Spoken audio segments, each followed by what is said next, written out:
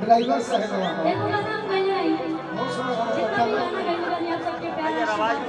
और दूध लाइन जाके ये मोनू मेला जी है बहुत एक गाना गले आई और ये रानी जी के साथ लेके हम लोग गाना याद है जल्दी कि जब कोई रित दे झलके पिया सारे गन्ना लगे कि जब कोई रित दे झलके पिया सारे गन्ना लगे आज बाजार से आई बबला आप अपने राजा जी से बोलिएगा ये बात कि जब बाजार से आई बबला तब से जिया का प्यार छलके हम उसका हलके ये बेसरिया दिया कबला ये बेसरिया दिया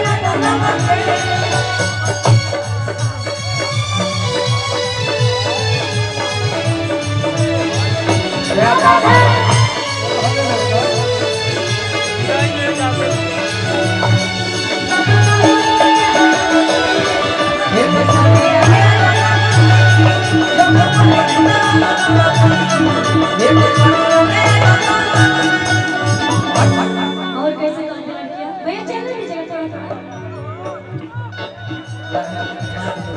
और देखे फोटो से छाते चले दोस्त ना ना के रास्ते चले बाजार से आई बबला तब से जिया को प्यार छलके तब से जिया को प्यार छलके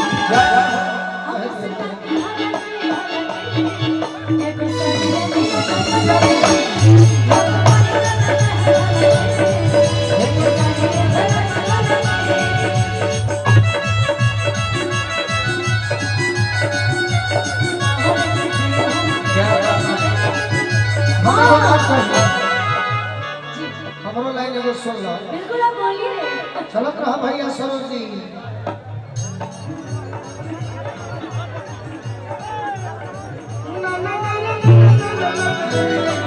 एक सड़िया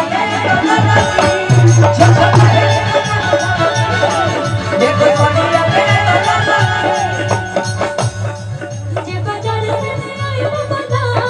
तब से जिया को प्यार जे बाजार से आई बबला तब से जिया को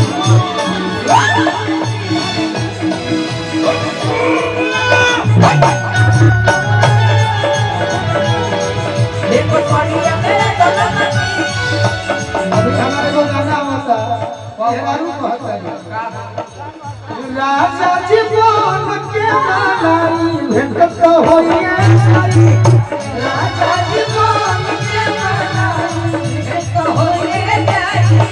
चलो पढ़ाई और सोगवना जग कराई जी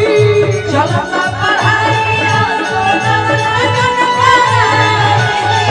सोहरे से होयो सकुरिया मिले जी सोहरे से होयो सकुरिया खाई खोनी श्री मलाई भेंट तो होइए